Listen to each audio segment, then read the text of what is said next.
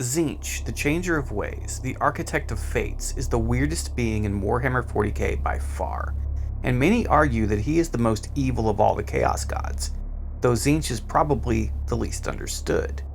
And that is by design, as he is meant to be the incarnation of the ineffable. Because to wrap your brain around just what Tzeentch is and just what he represents is not an easy task, and if you even manage to do it at all, it will drive you absolutely insane. Why anyone would serve Tzeentch is a topic of much hot debate. But it is probably the case that most of his servants were tricked into becoming his eternal vassals in the first place. Where does he come from? I don't know, but I can say he's heavily inspired by both Arioch from Michael Moorcock's Elric saga and Eternal Champion stories, and also by Azathoth from H.P. Lovecraft's Cthulhu mythos. There are probably other, more esoteric inspirations for this ultimately sinister and evil monstrosity that gets referred to as a god. I sound like Fabulous Bill. But these two seem to be the most obvious, as if copying and pasting Arioch onto a background of Azathoth. Tzeentch is psychedelia personified, deified. He's a bad trip at the county fair, a trickster that would turn reality itself into a deranged funhouse.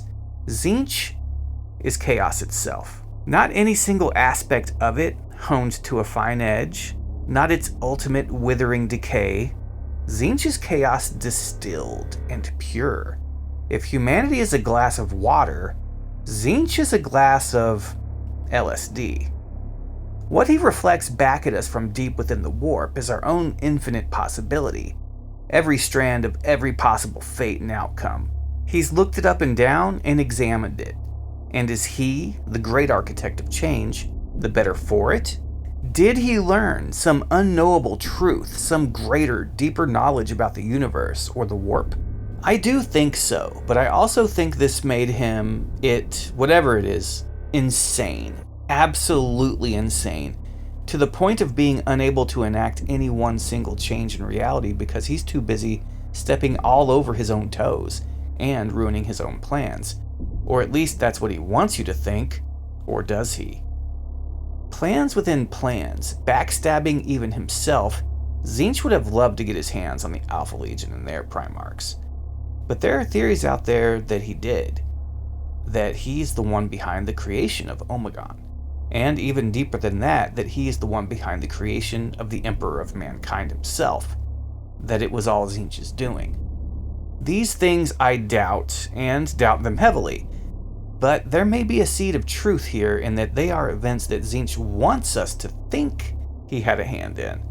Or perhaps that is all he did, or even does, as a little bit of a guiding hand when things need to remain on course. His course, of course. And speaking of hands, when Horus flung Leto through realities and dimensions and into the warp, right before the Chaos Gods themselves, Leto was so small compared to them that he thought that perhaps he was perceiving part of one of their claws, but it filled his entire field of vision far into the sky. So Tzeentch's hands are huge to say the least. Tzeentch is the god of trickery, but he's also the god of change, and he loves seeing mortals better themselves. Or worse than themselves, it's all the same to the Architect of Fates. He knows all the choices any being will make, all the possibilities, as he is the god of fate and destiny, knowledge, lies, and trickery. He knows you even more than you know you. Tzeentch is perceived as being unknowable, not because he is super insane, but because he's just that weird and complicated, that the only mind capable of even comprehending just what Tzeentch is and really grasping it is his own. But the weirdness with this guy just gets crazier the more you look into him. He's as likely to focus all his attention on the destiny and advancement of a single mortal follower as he is to try to influence the gods themselves. To him, a game is a game, a trick is a trick, and it's all the same to him. Tzeentch may be playing 8-dimensional chess with the universe itself, and the warp too for that matter, but he's also just as likely to put his time and energy into playing a game of Paradox Billiards, Vestroyan Roulette, 4th-dimensional hypercube chess strip poker with a Custodes, or even just chilling on some backwater planet in a hive slum and paying bums to fight. In this way, Tzeentch is a lot like Nyarlathotep from the Cthulhu mythos. He's a trickster god, but he's really okay with losing. Ultimately, he just wants to play and to see what outcomes he can manipulate, and just constantly tinkering with reality, as if the fabric of it were the canvas upon which he is painting his weirdness. When we look at the demons of Khorne, Nurgle, and Slaanesh, they all tend to make at least some sense, more or less, but Tzeentch's demons are not only all over the place, but they're almost undefinable as to what exactly they are. The Screamers are some sort of sky shark stingray things with tusked lamprey maws. Games Workshop really needs to update those models, by the way. The pink and blue horrors are just totally weird asymmetrical blobs with odd-numbered limbs and faces in their chests. I never really felt like they were scary, though. As much as they are named horrors, they always seemed silly to me. I know Games Workshop tried to rebrand them and make them scary, but the big-handed old models will forever be stuck in my head as one of the silliest things in Warhammer of all time. And that is all just part of the weirdness of the Lord of Sorcery. But the Flamers, they're probably the weirdest thing in Warhammer total, across all settings and systems. The Flamers are just bizarre. If Tzeentch wanted to create a demon that is confusion itself, then he nailed it with this one. How would one even describe such a monstrosity were it to manifest before them? Brimstone horrors are something very weird that just don't feel like they fit in with the rest of the demons, which is totally appropriate. They're fun for sure. If you think they're neat, then I'd check out the book War of Secrets, as they do feature in that novel. But the granddaddy of them all is the Lord of Change. The greater demons of Tzeentch are personifications of weirdness, sure, but they're also where you see the aspects of the god that are knowledge, fate, and destiny-based manifested. Tzeentch was really feeling it when he created these. Gigantic space chickens that loom over the battlefield. Wizards without peer, the Lords of Change vie for power in Tzeentch's realm, eternally battling one another for primacy and a seat at the table.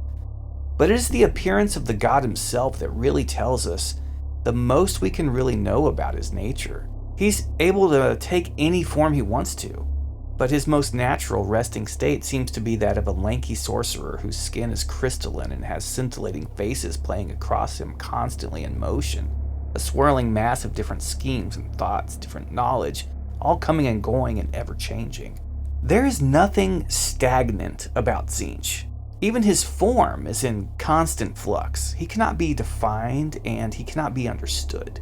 Every single desire for improvement, every thought of bettering ourselves, it feeds power to him. Like slaughter feeds corn, Tzeentch is fed by humanity's desire for a better day. For change itself is his bread and butter, and even our own thoughts, which are themed around change for the better, actually end up feeding him. Tzeentch cannot be trusted, he cannot truly be bargained with, for he is both a cheater and a liar. In fact, he's the god of lies and the god of trickery as well. Nothing he says can be trusted, and this can't be personified any better than with the greater demon Kairos Fateweaver, the Lord of Change that happens to have two heads. One will tell only the truth, and the other only lies. There's no trusting that. Tzeentch is the personification of the path to hell paved with good intentions. Magnus the Red is the best example of that in 40K, and the way the Architect of Fate manipulated him and eventually claimed his soul, turning him into a demon prince, is truly tragic. Magnus was a good dude. He wanted to do the right thing. Even though he had a terrible way of going about it, he still meant well. And in the end, he became Tzeentch's greatest champion. Soul forfeit forever and all for nothing, really. He saved a legion that was fated to damnation anyway. And now the sorcerers exist as mutated, evil parodies of the noble librarians they once were. And the legionnaires are husks. Power armor filled with nothing but dust, total automatons as mindless as robots. Tzeentch knew that the Thousand Sons were not fated to truly live as a legion, but he found a way to use them nonetheless. Now, out of all of the gods of chaos, this particular one is the scariest to me. He's not a slasher movie like Khorne, a pandemic thriller like Nurgle. He's not a, Cenobite bondage coke orgy like Slaanesh.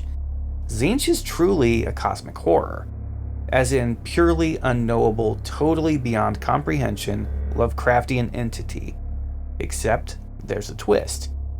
where the cosmic horrors of the Cthulhu mythos couldn't care less about humanity, some not even noticing us at all and others regarding us little more than we regard ants or bacteria, Tzeentch is totally invested in us. Humans, for whatever reason, have the ambition to create new futures for ourselves, to seek change, to carve new paths for ourselves. This all powers Tzeentch. Imagine Yog-Sothoth, but he actually knows you exist and takes a vested interest in manipulating you and all the rest of your species.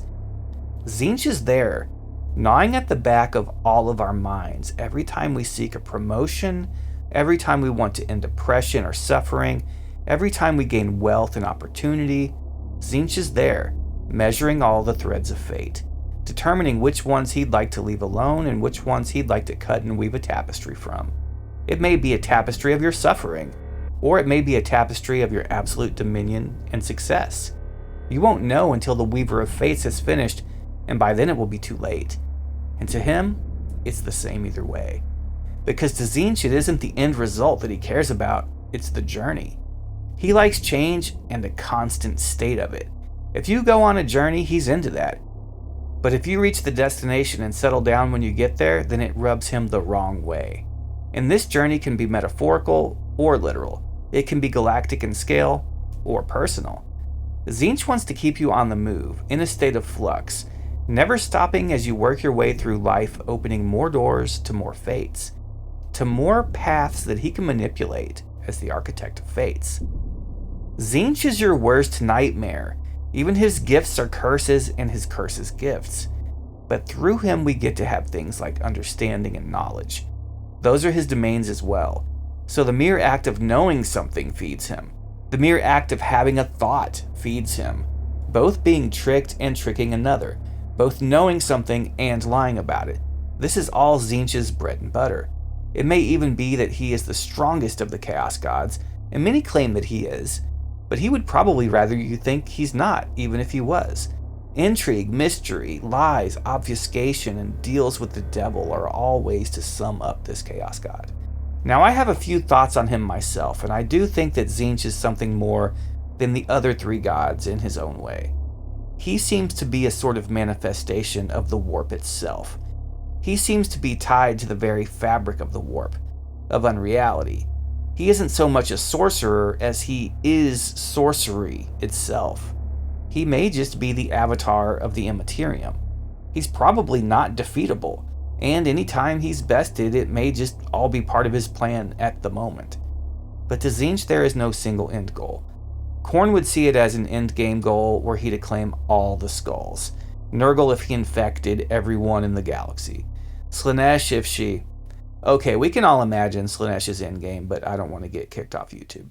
But to Tzeentch, the concept of an endgame is anathema to him. He's the journey, the trials and tribulations of the path through life. He's the adventure itself, not the reward at the end. To serve this god is to not know what you're going to be getting. It's a roll of the dice. At any moment, you're as likely to be turned into a gibbering chaos spawn as you are to be elevated to demon prince, or completely ignored. Tzeentch doesn't care about you, or what he's done to you, only what you can offer him at any moment, and his whim may be to exalt the lowliest of his followers, or condemn and mutate the most loyal servants he's got, and you'll never know the reason, and he'll never care about why. Just move on to the next poor soul he's going to mess with. Of all the gods of chaos, I most fear the gaze of Tzeentch falling upon me, because it is horrifying to consider just what he might do, and even more horrific to ponder just how detached and uncaring he'll be about it. Whatever fate it is that he chooses to bestow upon you,